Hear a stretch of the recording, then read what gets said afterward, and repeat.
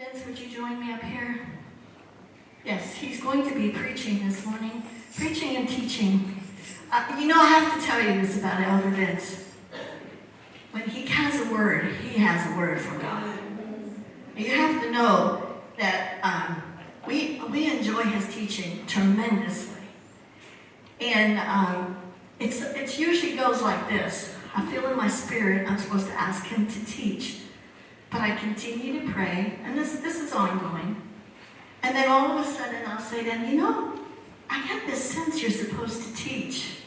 And he looks at me and goes, yeah, I've been waiting for you to ask because God has given me the message. It doesn't matter. And it's kind of like the Holy Spirit saying, it's time. So I am so happy to have you here this morning. Please take over from here. You're welcome. Well, good morning, everybody. Good morning. As most of you know, I usually get my message through a lighthouse. Lord speaks to me through lighthouses. And I got this message a couple of months ago. If you remember, there was an earthquake in California, and then there was a tropical storm in New Orleans. And it was also at a time I was thinking and praying about the trial our church family's been going through this year. And I remembered I had this lighthouse picture on my computer. If you can put slide 1 up. This lighthouse is located off the northwest coast of France, and is made famous by a French photographer named Jean Ducard. You've probably seen pictures of this on calendars or in art stores because he's published many of these pictures. We pronounce it as La Jument, whereas the French pronounce it Les Jumeaux. Yeah, show it. Developed my French accent. The name means mare in French. And at first I thought that's kind of odd. Why would they name a lighthouse after a horse? So I had to do a little research, and I found out that the word "human" is actually an abbreviation for the word nightmare. And then I understood. And looking at this picture of the lighthouse, I can see why they named it a nightmare. Because the waves completely cover and surround this lighthouse during a storm. So it had to be a terrifying, scary time for the lightkeeper during a storm. And the reality, storms are not fun, and they can be very dangerous. But the good news is this lighthouse stood firm.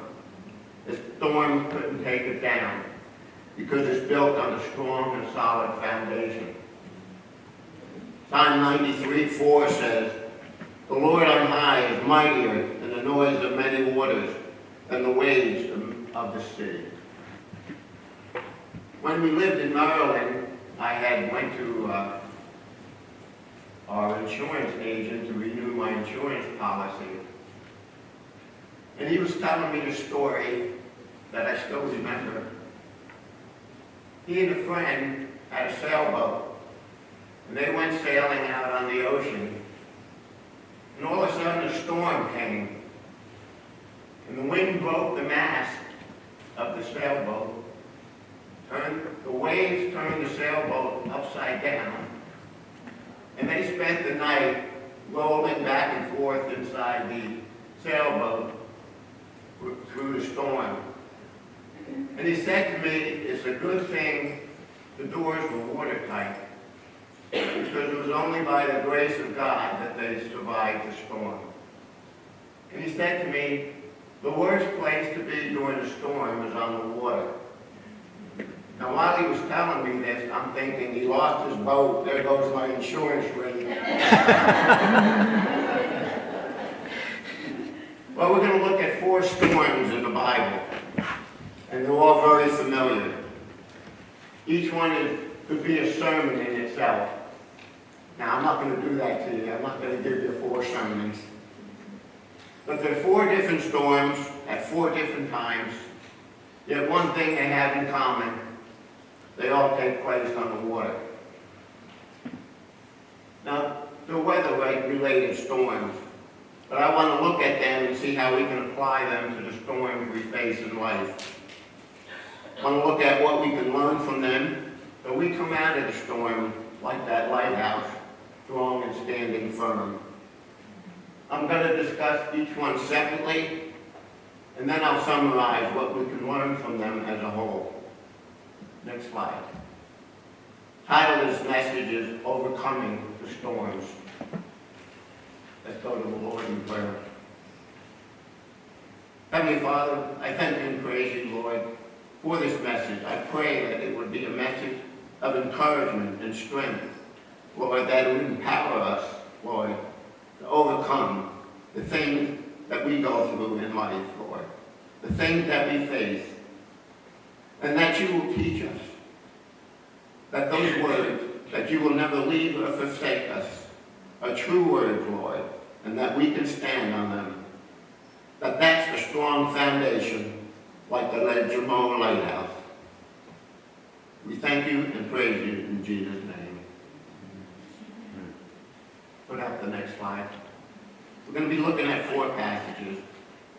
If you want to write them down to review them later. They're from Jonah chapter 2, verses 1 to 9. They're from Acts chapter 27, verses 9 to 14. Mark chapter 4, verses 33 to 40. And Matthew chapter 14, verses 22 to 29. And Jesus said in John 16:33, in the world you will have tribulation. In other words, you're going to have storms. And then he says, but be of good cheer. I have overcome the storm. I have overcome the world. And we say, but Lord, how can we be cheerful when we're going through this mess? I can't do it. I don't know how to do it. I remember a song years ago by Lynn Anderson.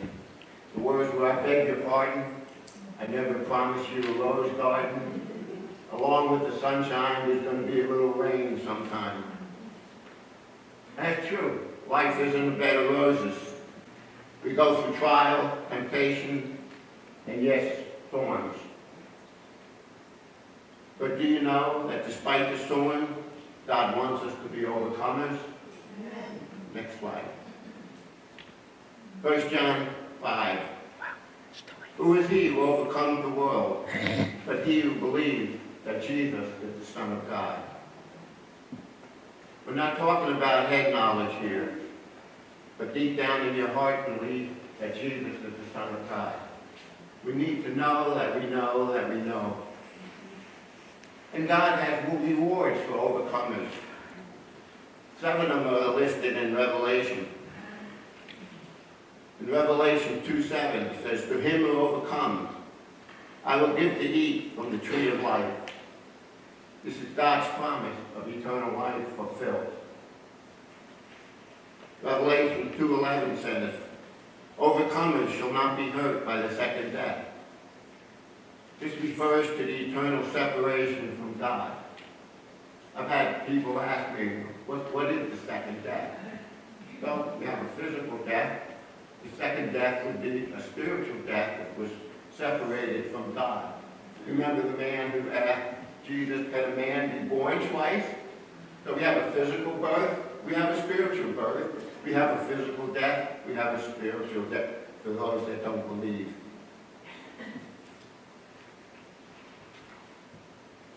Revelation 2:17, we will be given some of the hidden manna to eat. This refers to the golden pot of manna that was hidden in the Ark of the Covenant, in the Holy of Holies, and by divine power was preserved from decay and corruption.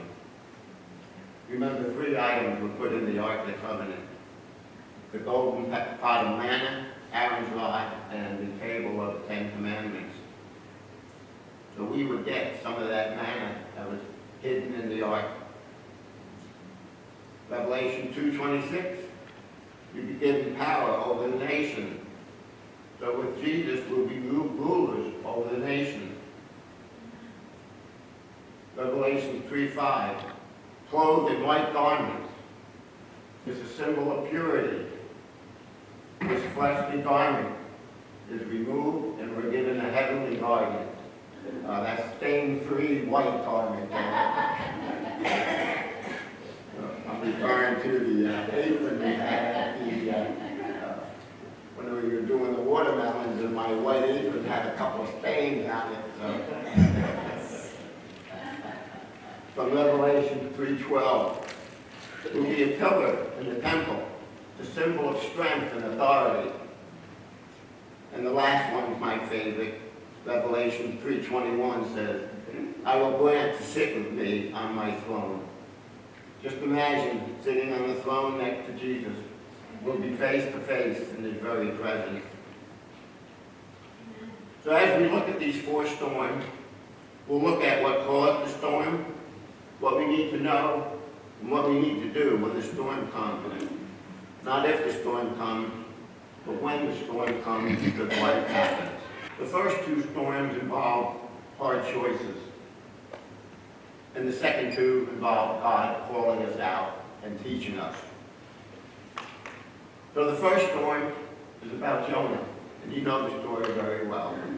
Jonah was called to be a prophet, and God told him to go preach to Nineveh. And Jonah goes, are you sure? I don't want to go there. They're evil. They worship idols. They're our enemies. Are you sure about this, God? We do that sometimes. God asks us to do something, and we say, well, I don't know about that. I got to think about that, God.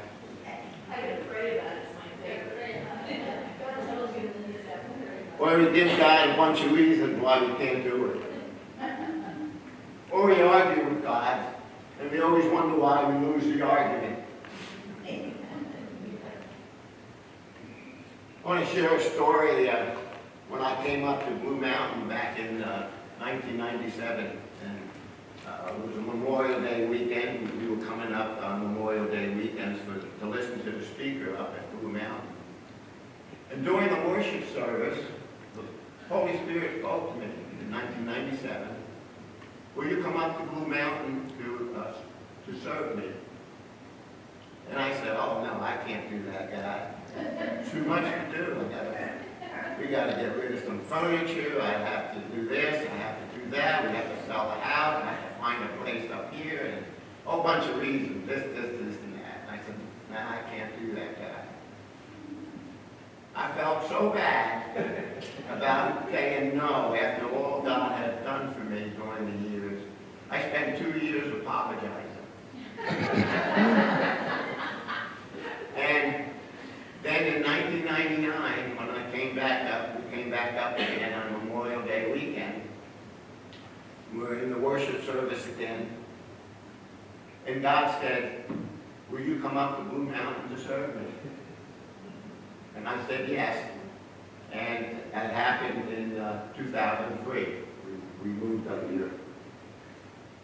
So I just saw problems, but God saw ministry. Jonah saw evil, but God saw salvation. God saw redemption. So Jonah tried to escape from God. He gets on a boat going to anywhere, and a violent storm comes up, and everybody on the boat is afraid. They wind up casting lots to see who was causing the storm, who was at fault. And the lot fell on Jonah. And he tells him he's running away from God because he didn't want to do what God told him to do. And the men tried to get through the storm on their own power. They were rowing as hard as they could, but they couldn't overcome the storm. And finally they cast Jonah overboard in the sea, and this great fish comes up and swallows Jonah, and the storm subsides. So we'll pick up the story in chapter 2. And in chapter 2, Jonah's having one of those V8 moments, saying to himself, I think I should have gone to Nineveh. So we're reading verses 1 to 9. And Jonah prayed to the Lord, his God, from the fish's belly. And he said, I cried out to the Lord because of my affliction. And he answered me, out of the belly of Sheol I cried, and you heard my voice. Sheol, by the way, is the Hebrew word for hell. When they were translated into Greek, the word Hades was used. And he says, for you cast me into the deep, into the heart of the seas, and the flood surrounded me. All your billows and your waves passed over me. Then I said, I have been cast out of your sight. Yet I will look again toward your holy temple. The waters surrounded me, even to my soul. The deep closed around me. Weeds were wrapped around my head. He was going down, folks. He was drowning. I went down to the moorings of the mountain. The earth with its bars closed behind me forever. Yet you have brought up my life from the pit, O Lord, my God. God made a way to save him. We're told it's a great fish. We don't know what kind of fish it was. But it was God's lifeboat. It was God's submarine that he sent to save him. When my soul fainted within me, I remembered the Lord, and my prayer went up to you into your holy temple. Those who regard worthless idols forsake their own mercy. But I will sacrifice to you with the voice of thanksgiving. I will pay what I have vowed. Salvation is of the Lord. But Jonah is saying here, yes, Lord, I will do what you told me to do. Just like me 2 years later saying, yes, Lord, I will do that. So looking at the storm, first, Jonah made the wrong choice when he disobeyed God. And second, he tried to run away from God. So sometimes storms come to get us back on the right path. There's mercy in the storm. Jonah was drowning. He was in the depths of hell. But the fish was God's mercy.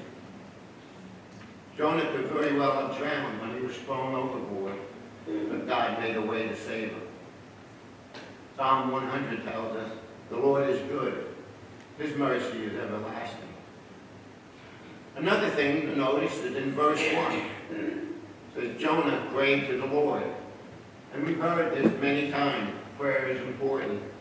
There's power in prayer. So despite what was going on around him, Jonah remembered to pray. Instead of complaining, blaming everyone else, or blaming God, he prayed. However, don't be like Jonah. Don't wait till the situation looks hopeless to start praying. Be praying from the beginning to the end and all through it. Why? Because God is a God who hears and answers prayer. And because God is merciful. And his mercy is everlasting. So the lesson here is we need to remember to keep praying while we're going through the storm. And have faith that God is a God of mercy and a God of salvation. The second storm involves Paul in Acts 27.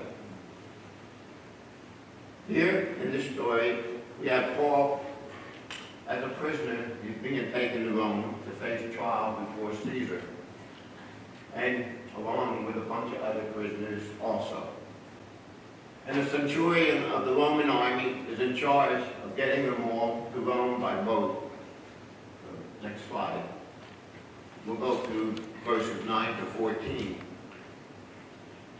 Now, when much time had been spent, and sailing was now dangerous because the fast was already over, Paul advised them.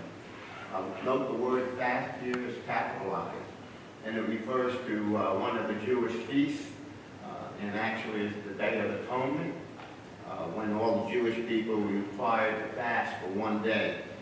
But it also tells us the time of the year. It's autumn, and the weather's changing. Winter's coming.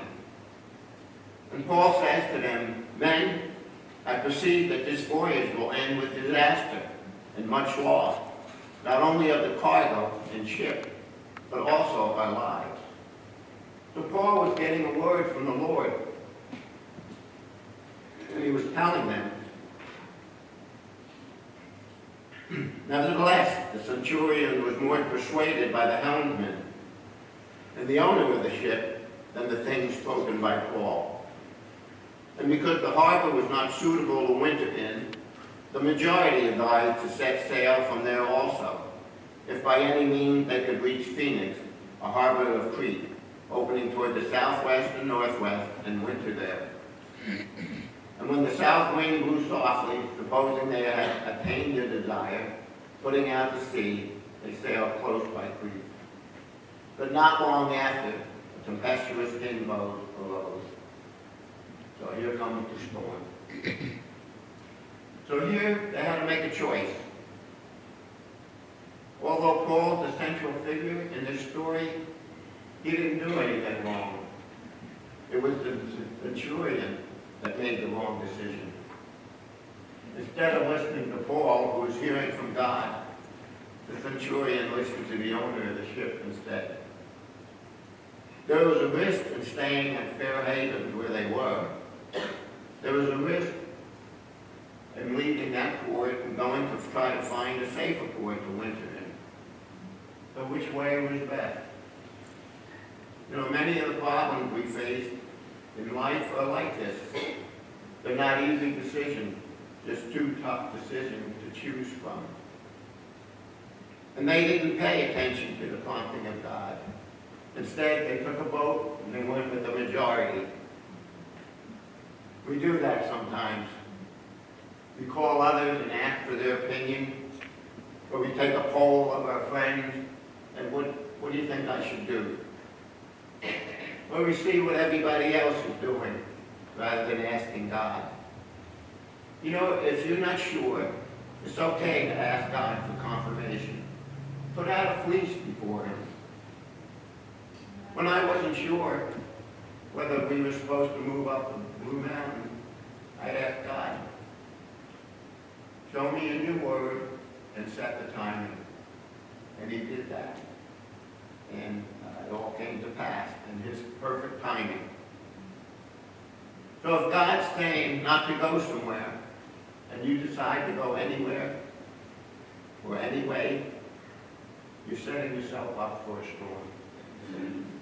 In Jonah's case, God told him to go somewhere and he chose not to go, and the storm came. In the centurion's case, God told him not to go, but he decided to go anyway, and the storm came. So it happens both ways. When you don't listen to God, we set ourselves up for a storm. But God will be faithful to show you what to do, but you need to ask. Now later in this story, things get out of control. And this time they listened to Paul, but only because they were desperate. There's consequences of the decision that are made. And in this case, all the cargo was lost and the ship was destroyed. So decisions have consequences, good or bad, as they may be. And even though the ship was wrecked, they did all survive. But Paul was in a situation he couldn't control, but he was in it. And this happened to us sometimes. Could be at work when your boss tells you you need to be at this place. You need to travel over here. Or it could be in a family situation that comes up and you have no control over it. I remember back when Danielle's mother was very sick in the hospital. And we had to all run to the hospital because she didn't have much time left. But Danielle and her sisters used that occasion to pray for everybody on that floor in the hospital. And so they used that occasion for ministry. So even when you're in a situation that you have no control over, God is still faithful to give you direction and will be faithful to make sure you reach your destination. So while Paul was caught in a storm, he used the opportunity for deliverance and ministry. So it's very possible to get caught in a storm because someone else needs help. And we need to be aware of this. If we wind up in a place that we have no control over, perhaps it's an opportunity to witness or pray for someone else. It's God's way of using us to reach out to someone in need. The next storm involved the disciples. In the first two examples, we sort of could predict the outcome. If we do what we're not supposed to do, we set ourselves up for a storm. In these next two examples, Jesus tells the disciples, go out on the water. Now we have to understand that these men were fishermen. They knew when to be out on the water and when not to be out on the water. And also, they would be accustomed to storms on the Sea of Galilee. And for them to be afraid of this particular storm, had to be quite a storm for them to be afraid for their lives. So the next slide, we'll look at Mark chapter 4, verses 35 to 40. It says, on the same day, when evening had come, he said to them, let us cross over to the other side. Now when they had left the multitude, they took him along in the boat, and he and other boats were with him. And a great windstorm arose, and the waves beat into the boat, so that it was already filling. But he was in the stern, asleep on a pillow. And they awoke him and said to him, Teacher, do you not care that we are perishing? Then he arose and rebuked the wind and said to the sea, Peace, be still. And the wind ceased, and there was a great calm. But he said to them, Why are you so fearful? How is it that you have no faith? So in this example, the disciples were doing exactly what Jesus told them to do, yet they still got caught in the storm. So storms can hit us unexpectedly, even when we're following the Lord. So where is this storm coming from? Well, many times they come up unexpectedly, sometimes one right after the other. And we start wondering how we're going to get through it all. The old saying, when it rains, it pours. Also, Jesus was teaching them something in this storm. He was teaching them about trust. The lesson here is that we have to keep our eyes on Jesus. If you keep your eyes on the storm, it's going to take you under. Jesus was right there in the boat with them, but they were looking at the storm instead of at Jesus. In verse 38, the disciples had their eyes on the storm. And they wake up Jesus saying, don't you care? Don't you care about us, God? It reminded me of the time I first became a Christian. And a couple of months later, I wound up in the hospital with appendicitis. And I had surgery. And I'm in the hospital. This is back in the days when they kept you in the hospital after surgery. And they take you right home. I was in the hospital for about a week. And I had my Bible with me. And I was reading the Bible. And I'm kind of uncomfortable with the pain. I think, Lord, what happened? I thought everything was going to be okay. Don't you care? Don't you care that I'm going through all this? And the Lord spoke to me in John chapter 15, verse 3. And the word came to me, now you are clean through the word which I have spoken unto you. I thought at first he meant I was clean because the infection was removed from my body. But afterwards I understood what he really meant was that he cared enough for me that he died to remove my sin so that I would be truly clean. Amen. So God really does care about us. And he cares about each and every one of you. When Jesus replied in verse 40, why are you so afraid? Where's your faith? What he was really saying is, don't you trust me? And that's what we have to ask ourselves. Can we trust Jesus no matter what we're going through? Because that's the key to keeping our eyes on Jesus to get us through the storm. So what do we need to know so far when the storm comes? Well, in the first example, that God is merciful. In the second example, that God is faithful to get you to your destination. And from this example, when we trust in Jesus, he will give peace. He will give peace during the storm. Peace be still. Philippians 4:6 says, "Be anxious for nothing, but in everything by prayer and supplication, with thanksgiving, let your requests be made known to God." And then it follows in verse 7, "And the peace of God, which surpasses all understanding, will guard your hearts and minds through Christ Jesus." It doesn't work in reverse. When we put our eyes on the storm, we take our eyes off of Jesus. When we're looking at the storm, it will take us down. But if we pray, let our request known to God, then the peace of God will come on us. He said, guard your hearts and minds through Christ Jesus. So what does that mean? In short, it means it keeps us focused on God. It prevents our mind from fears, alarms, accusations from the enemy. Also prevents us from blaming God. For saying, God, don't you care? Because God really does care. You know, Jesus says, you are mine, and he will give peace during the midst of the storm. So when we put our trust in God, he will give us peace, because he is the God of peace. We go to storm number 4.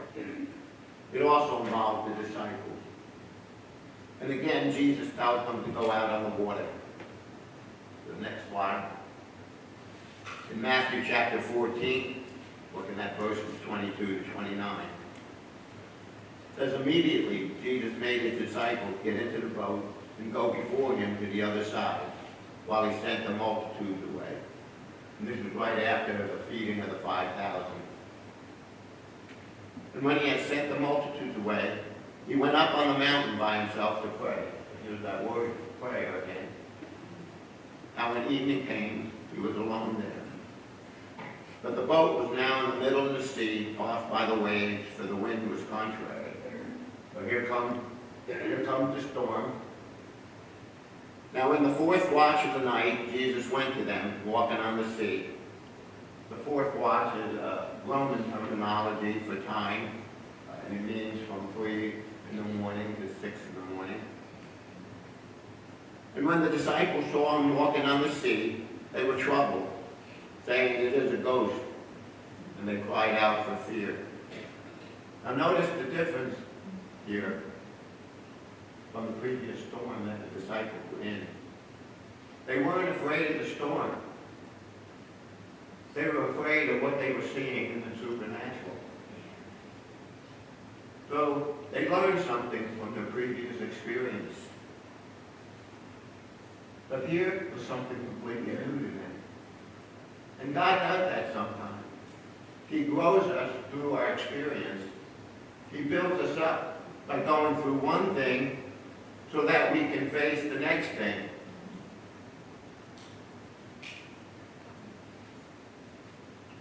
Continuing verse 27. But immediately Jesus spoke to them, saying, be of good cheer. It is I. Do not be afraid. And Peter answered him and said, Lord, if it is you, command me to come to you on the water. So he said, come. And when Peter had come down out of the boat, he walked on the water to Jesus. So as in the previous storm, Jesus told them to go out on the water, and again they get caught in a storm. Now in Mark, Jesus was in the boat.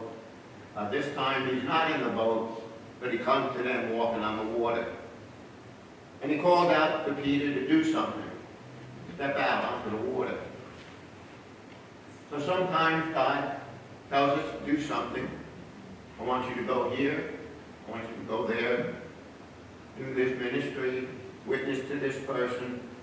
And we do that. We follow his direction. And the storm comes.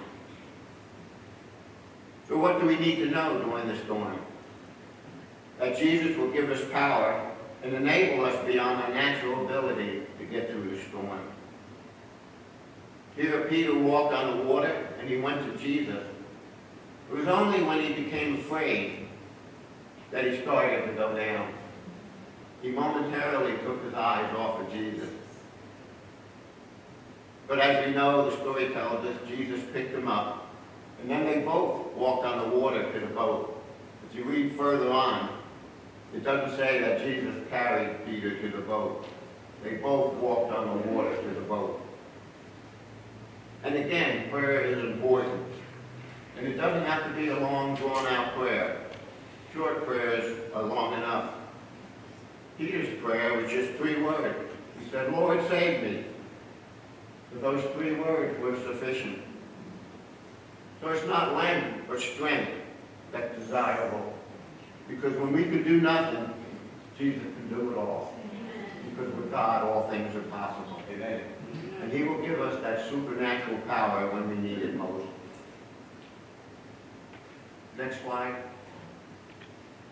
Ephesians 3:20 tells us, now to him who is able to do exceedingly abundantly above all that we ask or think, according to the power that works in us. It says, according to the power that works in us. What is this power? I believe it's the power to overcome. And yes, it's scary going through these storms. And sometimes things don't turn out the way we would like them to. But God will reveal the reason and answer us in his timing. Because many times we're not prepared or we're not ready for the answer at that time. So the answers many times will come later when we get the understanding. So when we look at these storms, we need to keep the end result of the big picture in mind. And each of these 4 examples, they all got to their destination. They all got to where they were supposed to be. Jonah, after the storm, he went to Nineveh, and people were saved. Paul used the situation for ministry, and then when he got to Rome, he wrote the epistle, and people have been blessed ever since. After the storm, the disciples went on to minister, and there was salvation, revival, and restoration. So in other words, the storm didn't stop them from fulfilling their calling. So even when the storms come, no matter what got you there, Jesus will get you through. That's right. We need to know that God's merciful, faithful, a God of peace, who will give us power beyond our natural ability when we need it. And when we keep our eyes on him, we will get through the storms so that we can continue to fulfill his purpose and work toward advancing his kingdom. The next slide. Here are 7 points that we can learn from these storms. First, God has a way of bringing us to the place where we want what he wants. And this was evident in the story of Jonah. I can just think of Jonah in the belly of the whale and what he was thinking. Man, this place stinks. Man, there's too much rocking and shaking, all this water, I'm in this muck, I'm all soaking wet. I should have been going to Nineveh. So he finally realized he was supposed to do what God told him to do. Number 2, prayer is our survival kit during the storm. We saw this with Jonah, Peter, and yes, even Jesus prayed. And just as a reminder, we have prayer meetings, family prayer meetings on Tuesday evenings and Wednesday morning. If you can't be there, pray with us at home. Or better yet, we can pray with you over the phone. One time when the weather was not good, someone set up a prayer conference call. It was about 6 or 7 people, and it was awesome. And using technology for God's purpose. Prayer, think of prayer as Wi-Fi connection to God. Number 3, God will be faithful to show you what to do, but you need to act. And Philippians 4:6 tells us that. Let your request be known to God. Now you could be thinking, well, God knows all things. Why do I need to tell him? Why do I need to ask him? The word's relationship. He wants you to talk to him. He loves hearing from you. He wants to know how you're doing because he cares for you. That's God's love. Number 4, the way you see is stronger than the storm. You're going to look at the storm, you're going to trust God. It's all a matter of who you want to be in control, God or the storm. Because when we keep our eyes on Jesus rather than the storm, that's where the power is. Number 5, trusting in Jesus is the key to get through the storm. Amen. This was the lesson in the storm number 3. Jesus was right there in the boat with them, but they were looking in the wrong place. The lighthouse was in the boat, not on the shore, not in the storm, but it was right there with them. Number 6, Jesus is our safe harbor during the storm. We see this in each of the 4 storms.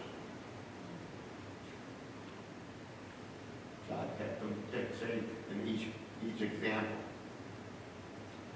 And last, number 7, no matter what got you into the storm, Jesus will get you to your destination. Yes. In each storm, they got to their destination and fulfilled God's purpose. Finally, on this last slide, this is one of my favorite pictures. It's titled, I Am the Light by Danny Halbon, the artist, showing Jesus as the guiding light in the storm. I pray this message has been one of encouragement that will empower you to overcome the storms that come your way, that you'll be like that Jumeau lighthouse, strong and on solid ground. Because the foundation is, I will never leave or forsake you. And we can stand on those words. So if you remember just one thing from this message, let it be this. No matter what storm you're facing or going through, that Jesus has got your back. Amen. Can I get an amen? Amen. I just want to bless you, but the Lord spoke to me when I was standing there. He said, have them grab somebody's hand. See, this is a family of God. So grab somebody's hand that's close by you. And bless her. You know, we go through storms. We go through storms. But God's faithful. God is faithful. Thank you, Jesus. So as you're holding someone's hand, Lord God Almighty, bless your people this week, Lord God. Let your face shine upon them with radiance, Lord God. May they see your glory. And Lord, through every storm, be with them. As we hold each other's hand, as we hold each other up, you are our cornerstone. Yes. You're the one who holds us all the time, all the way. And Lord, we thank you for these sisters and brothers in Christ who you put into our life, Lord God. And Lord, now may the peace of God, may your peace shine upon our hearts throughout this coming week. Protect us and keep us as we go doing your work across this region. In Jesus' name, everyone said, Amen. Amen. Please, if you may declare or you feel that there's somebody to be prayed for,